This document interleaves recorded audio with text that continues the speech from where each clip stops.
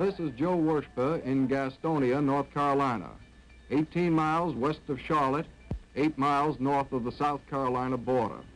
Population, 30,000, 85% white, 15% Negro. A big textile center, Gastonia calls itself the Spindle City and the City of Growing Beauty. It has a good record of race relations. We move 881 miles south to reporter Ed Scott. This is the Cane River, on whose banks the city of Natchitoches, Louisiana was built, Ed. It's the oldest town in the Louisiana Purchase, having had its roots in 1714. It's traditionally and culturally Southern in mood. It has a population today of 12,000 persons, almost half of whom are Negroes. The Negroes of Natchitoches are distinguished by a controversial statue in the town square, erected in grateful recognition of the arduous and faithful services of the good darkies of Louisiana. Otherwise, the almost 6,000 citizens of Natchitoches observe the normal relationship of white to Negro. Like Gastonia, it has a good record in race relations. This is the Supreme Court of the United States. For 165 years, its sacred trust has been to rule on and interpret the law of the land as embodied in the Constitution. Equal justice under the law. On May 17, this court ruled unanimously that segregation in public schools was not legal. Tonight, See It Now devotes its entire half hour to an effort to reflect the opinions and attitudes of certain persons who live in Gastonia, North Carolina, and in Natchitoches, Louisiana. So as not to interrupt this program, we ask you first to look at this report from Alcoa, our sponsors, the Aluminum Company of America. To change a cylinder of aluminum into a 110-foot long section for an airplane wing, that's the kind of industrial magic Alcoa, and only Alcoa, is able to accomplish with this giant new 14,000-ton extrusion press at Lafayette, Indiana, leased to Alcoa by the United States Air Force. It's the largest extrusion press in the world.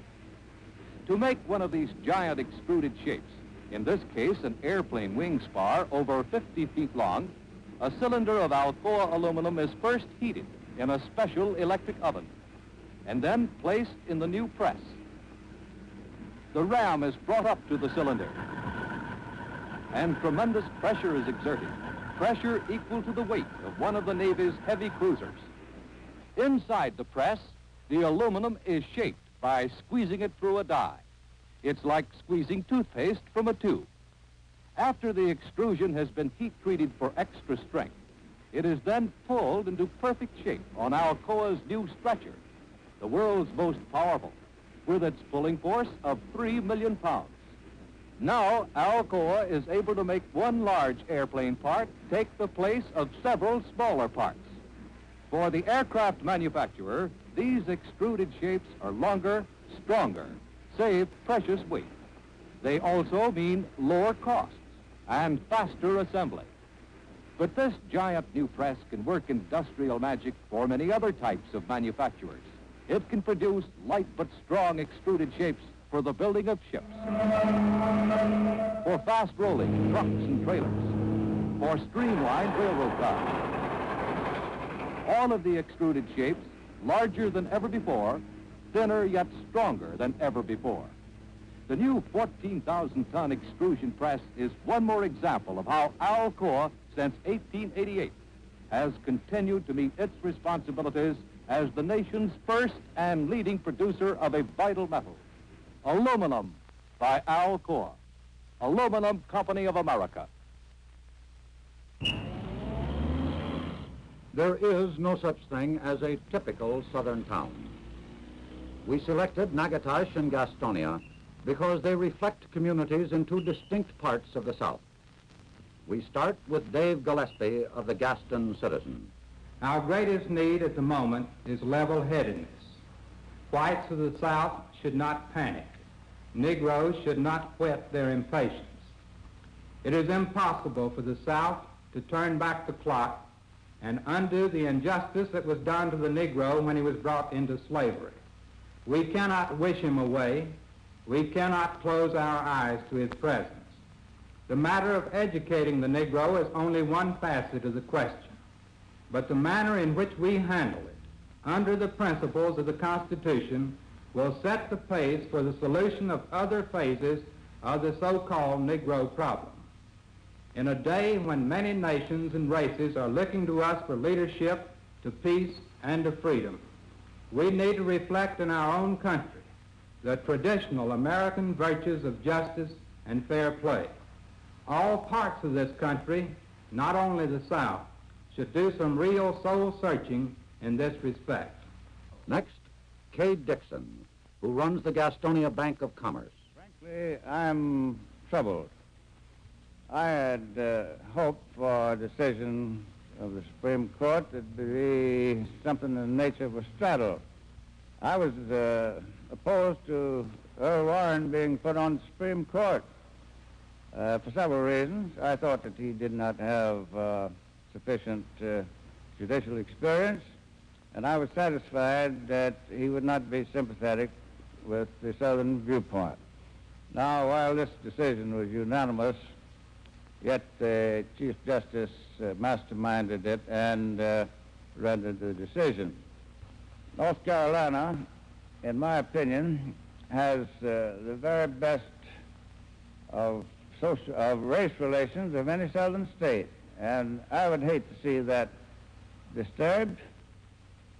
The thought in my mind is that a proper solution, the correct and best solution, would be arrived at not by revolution but by evolution. Gastonia has a white high school and one for Negroes.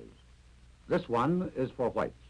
We have been seeing in our newspapers an era comes to an end. Our court has said that the doctrine of equal but separate public school education has no place. What do you think about this decision, Jane? Well, our parents are more against non-segregation than we are, but the young people are actually the ones that have to live with them, and we may as well adapt ourselves to it now. Well, I don't feel exactly that way about it. And I think people in Gastonia during the past years have gotten away from this purely segregation business, because right now on our city council we have a colored man on our city council here in Gastonia. And but I don't think that, I think maybe I'm like most people down here. We don't react to things being forced down our throats like this. It's entirely a different thing, see, other than working it out yourself. Well, I feel as the majority of the Southerners do that this decision is like a cloud coming over our Southland. But I think in time our colored citizens and white citizens can work out this problem, and I think it will strengthen America in the end. When I learned of the Supreme Court decision, I was disappointed because I'm a Southerner. I was taught to be respectful of the Negroes as they were in my home, and I had a maid to bring me up. But I was not taught to socialize with them. I think if we, since the Supreme Court has given this decision, they will gradually go into our homes, our circles, and our church. And if this has to be done, since the Supreme Court has given this, we are going to have to do it slowly, because it is such a different way of living. It's going to affect everything that we do. Well, Miss Underwood, being a native Georgian, I'm very much against non-segregation. I feel that the Negroes certainly deserve equal rights as far as education in schools are concerned, but I'm against the Negroes and the whites going to school together. I think that we as white people have developed an air of superiority over their race, and I think it would cause for a split in both races if they mixed and mingled, because some of them couldn't come up to meet our standards. Well, my opinion on this issue would probably be different from the others here, because I have had experience in going to school with the colored in New Jersey, and I have lived up north, well, a lot of my life. And I think that if the people down here could see just how well the colored and white get along in the school in the north, and if they could adapt themselves down here like they are there, I don't think there would be any trouble, but it would take a while for the people down here to adapt themselves because we aren't used to anything like that. We still have many people in the South who have the opinion of separate but equal rights, separate but equal privileges. I think that probably that opinion is out of date. By that I mean that during the earlier history of our nation, we had aristocracy, we had a definite line of demarcation as far as the races were concerned.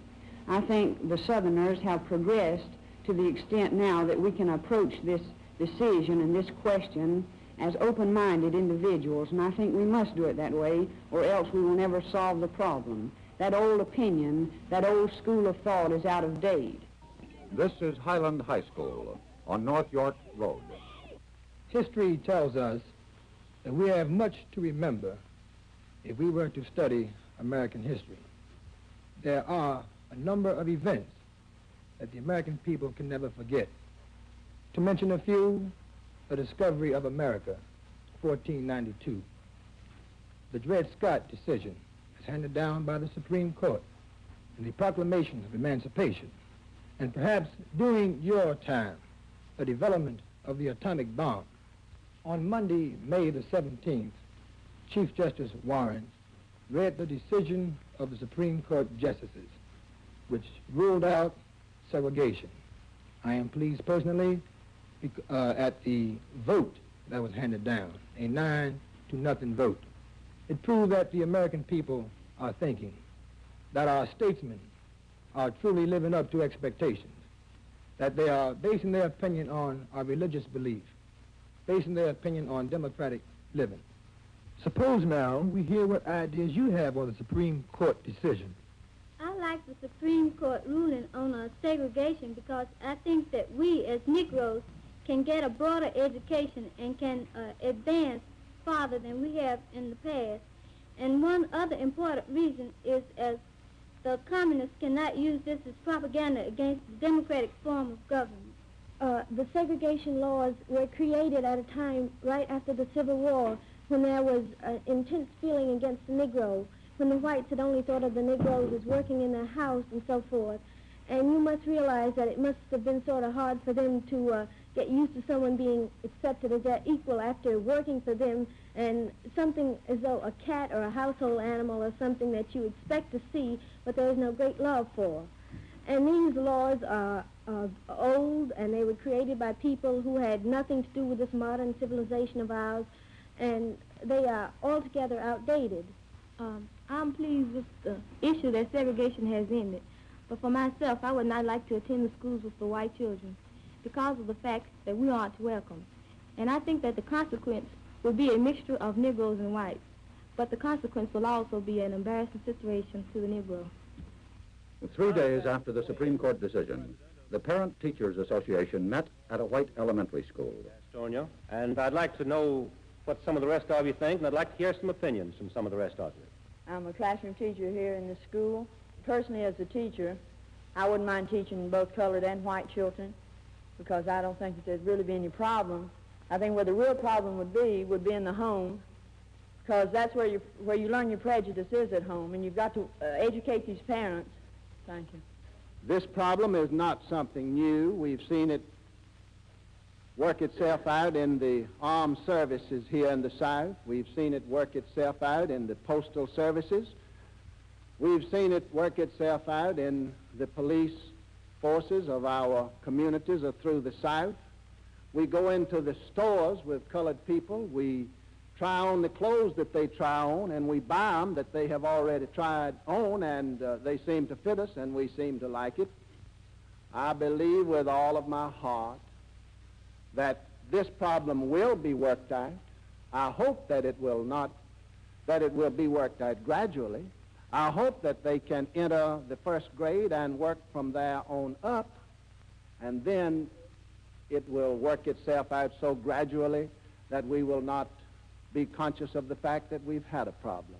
And I believe the South will come forward with a progressive move, and that this section of the South will not be radical enough to do foolish like maybe some other sections of the South will do.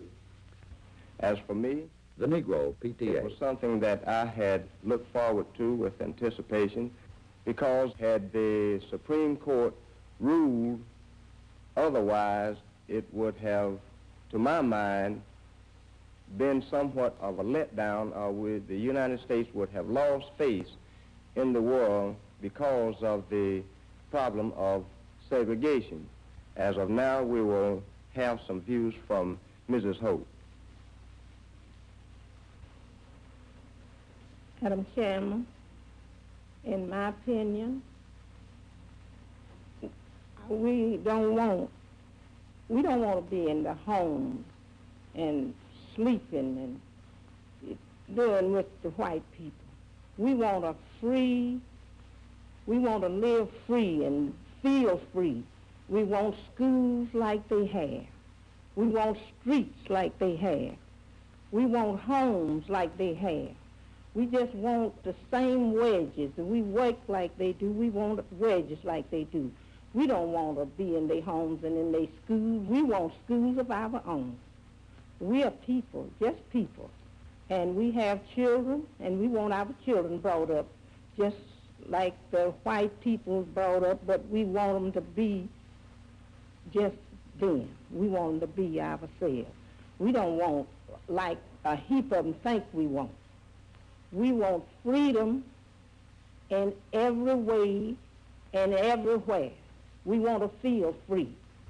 I just burns within me sometimes when I see the conditions of our children in our homes, and that causes so much crime. That's why the crimes come in. Back alleys and back streets, over the fence. When they clean up that and put us on the map like the white, we'll feel free, and that's as far as we want to go. We just want our equal rights. It's due us. All right, thank you, Mrs. Hope. Natchitoches, Louisiana is 73 miles from Shreveport, 58 miles to Alexandria. As with Gastonia, no Supreme Court action since the Dred Scott decision hit it with such impact. This is Cunningham of the Natchitoches Times.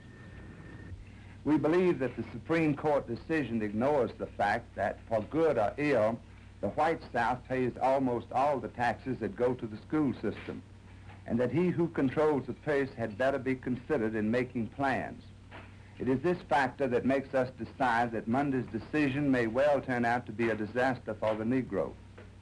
Natchitoches has one college, for whites only. There is a high school for each race. The Negro has made tremendous advances in this state and in the South in the past 15 years, and that leads me to say that segregation for both races is best. Segregation has and is working in the South, which contains 2/3 of the Negro population. The population of the Negro people in the United States is 15 million. The population of the Negro people in the South is 10 million. In Minnesota, with 14,022 Negroes, or 1 out of every 200, it certainly wouldn't be the same situation as compared with Mississippi, with a population of 90 out of every 200. I am now going to throw this discussion open to you and receive your questions and comments.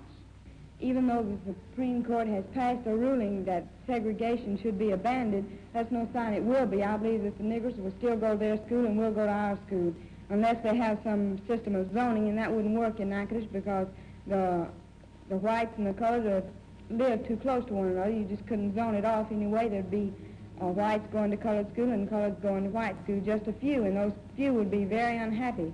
I personally do not believe that the Negro of the South wants to go to school with the white people. Therefore, if the law is passed and segregation is done away with, and we do go to school with them, I believe that such things as race riots and other things will come about, because I do not believe the South is ready for segregation, non-segregation, excuse me. And you have to consider the fact that there are an awful lot of colored teachers in the state, in our state of Louisiana. And if we did away with segregation right now and, say, had the two races intermingling in school next year, well, there would be an awful lot of colored teachers out of jobs because, well, it would just be that way. I mean, mostly if a colored teacher and a white teacher would both apply at the same place, well, most probably the white teacher would get the job. A decision of the Supreme Court has been made that segregation has no place in public schools. We were asking you today to come prepared to discuss some of the problems that might face you as a result of this decision. What difference might this make in your lives as craftsmen, as workers? How do you feel that this Supreme Court decision will work out in education? In my opinion, Ms. Martin, I think that the decision handed down by the Supreme Court is one of the most wonderful things that happened in America, and especially in the South, in the last 50 years, and it will affect me greatly. Speaking of myself only, not being financially able to go to a distant college and spending money, I figure if this law is put into action that I'll be able to attend one college right here in my hometown of Natchitoches, and that college is Northwestern State College, to obtain an education. I think that if the white and the colored students mingle, I don't think there will be any conflicts between them, and because I've lived with white people before. I am a veteran, and I slept with them, I ate with them, and we got along fine. We were just friends, and I became friendly with some of them before I became friendly with my own race. And I think it's the wonderfulest thing that ever happened to America. Hey, Ms. Martin, I would like to add to what Sal said about in the classroom. I don't know exactly how I would feel in the classroom with the other white boys and things, because we've been segregated all the time. But I would like to experience this, because all men are created equal. And I think that if we would go to school with the white boys and have equal facility over there with them, we would be better students, because we don't know if I'm better than they are or they are better than I am. But I would like to experience, see what would happen if I would go with them. On Saturday evening, there was a meeting of citizens at the courthouse. By custom, the whites and Negroes sat on different sides of the aisle. Not very well have handed down any other decision. For had it done so, it would have said to the world that we are afraid to really risk democracy. I went to at least 8 different schools in Pennsylvania and in Detroit, Michigan.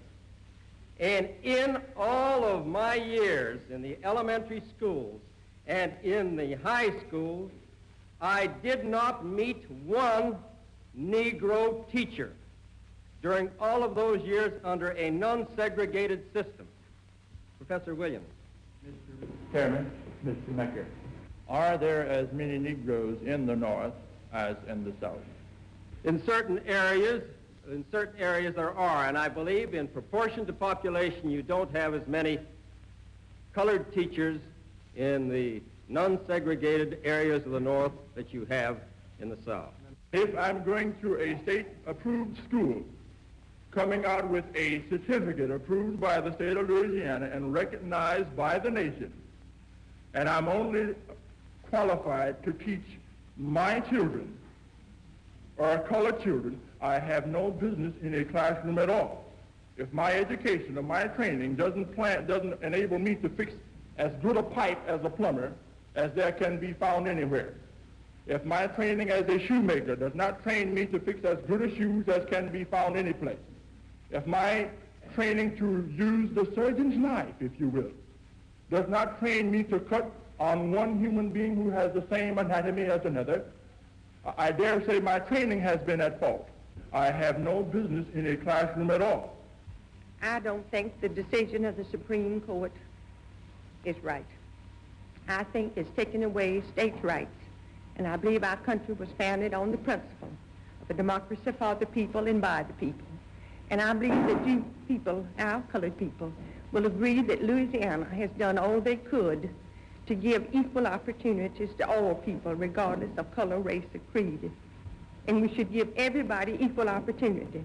But I've been living around the colored people all my life, and I don't believe they want to go to our white schools. They want to have their own schools and their own things so they'll feel like they belong to them and not mixing with the white. On the seventh day, after the Supreme Court decision, the people of Natchitoches went to church. As citizens of the United States, let us not be too hasty, but let us remember to think and plan with the spirit of Christ. Some of the good people of both races who live under the protection of the United States may not be satisfied with the decision of the Supreme Court, but all of us know that the Supreme Court of the United States is the highest governing power that we have in the world. Paul tells us, let every soul be subject to the higher powers, for there is no power but of God.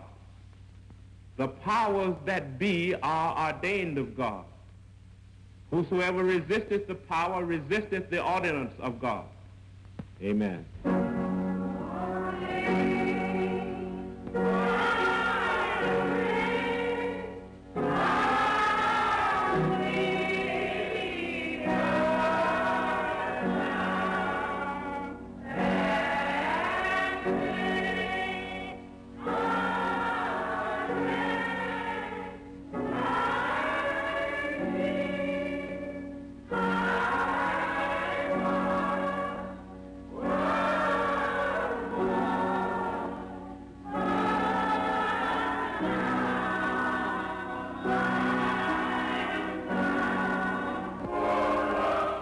And in Gastonia, North Carolina, on the seventh day, the people went to church.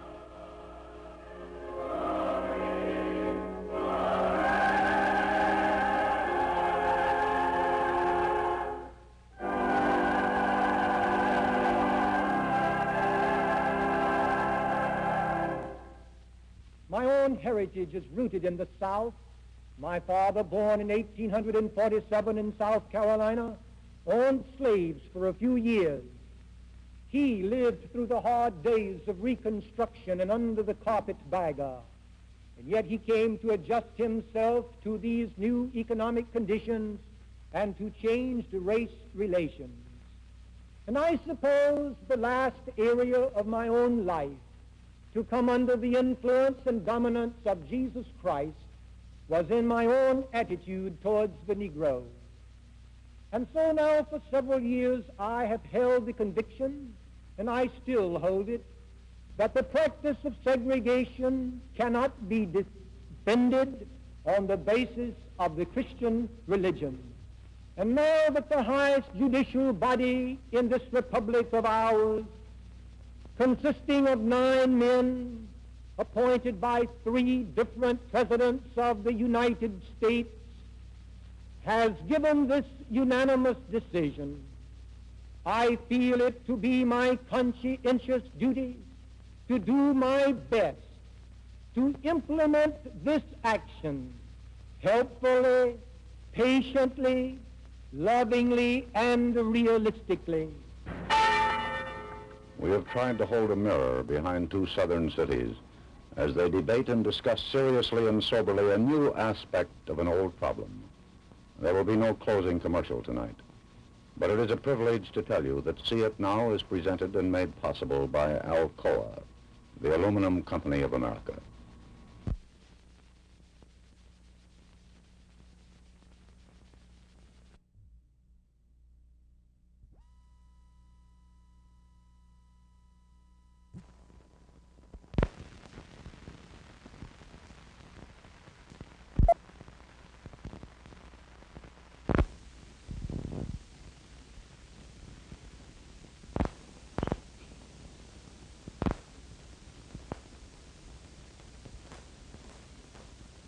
today's opinion makes a clear-cut determination that the Negro school children must be given their rights and given them, to use the court's language, as soon as practicable and on a non-discriminatory basis.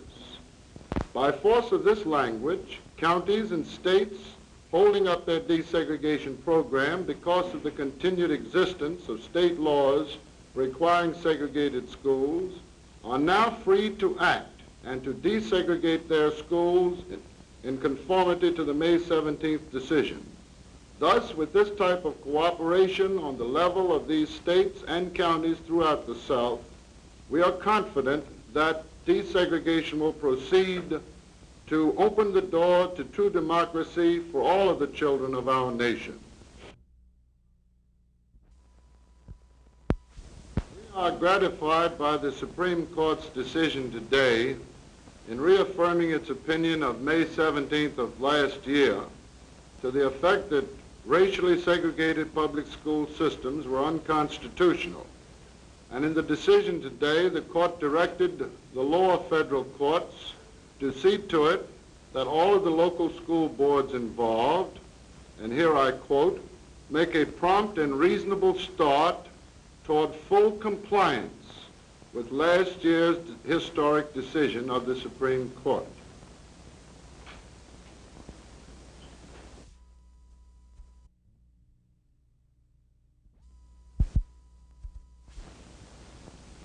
As to the counties and states directly involved in the litigation which has been before the court for 4 or more years, this is followed by language which limits the delay to the necessary administrative details of adjustment, and at the same time makes it clear to all concerned that delay cannot be occasioned simply because of disagreement of some people with the decision of the court.